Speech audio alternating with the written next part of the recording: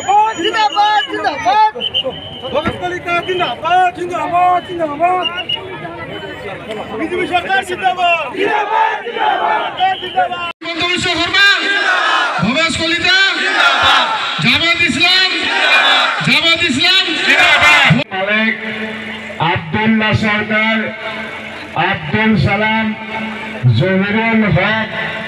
शहादत आली बरदबा আজি অচল দলত পৰিণত হৈছে কংগ্ৰেছ দল কেৱল ঠগবাজিৰ কাৰণে কেৱল ভ্ৰষ্টাচাৰ কেৱল সীমাহীন দুৰ্নীতিৰ কাৰণে তেওঁলোকৰ টায়াৰো পামচাৰ হৈছে টিউব পামচাৰ হৈছে এই পামচাৰ হোৱা গাড়ীত আৰু কোনো উঠিবলৈ নাযায় ৰাইজ যদি জৰা ফুকা পানীৰ বটলৰ কাম নোহোৱা হৈছে এই পানী জৰা খাই প্ৰথম আৰু দ্বিতীয় পৰ্যায়ত ভাৰতীয় জনতা পাৰ্টি 10খনত 10খনে জিতিবলৈ সক্ষম হ'ব ঠিকদৰে তৃতীয় পৰ্যায়ত আমাৰ 4খন আসন আছে কোকৰাঝাৰ আমি বিপিএলক দিছোঁ ধুবুৰী বৰপেটা অসম গণ পৰিষদক দিয়া হৈছে আৰু গুৱাহাটী বিজেপিৰ হাতত আছে অৰ্থাৎ 4খনতে আমি সৰ্বশক্তি প্ৰয়োগ কৰিছোঁ নিশ্চিতভাৱে 4খনে জিতাৰ কাৰণে প্ৰয়াস চলোৱা হৈছে ধুবুৰীত কণ্টেষ্ট হ'ব 3 কণ্টেষ্ট হ'ব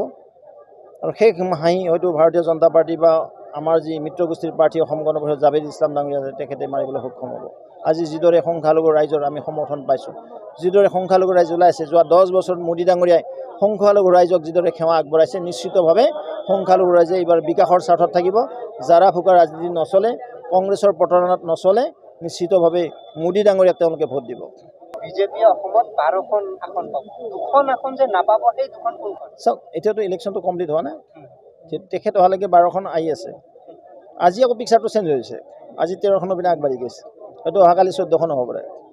যেটো প্ৰচাৰ আমাৰ 5 তাৰিখে 5 বজাত সমাপ্ত হ'ব তেওঁ দলতে আছে নে আটাইতকৈ চোৰ ডকাইত বেছি কাৰণ আজি দেখাব লগা মাৰি দিলে মঞ্চতে একচৰ নিশ্চয় সেইটো চোৰে আছিল নে ডকাইতে আছিল বা তেওঁ ধৰি আছে নেকি আটাকে তেওঁৰ দলত চোৰক মাৰিলে ডকাইতক মাৰিলে সুধিব চোক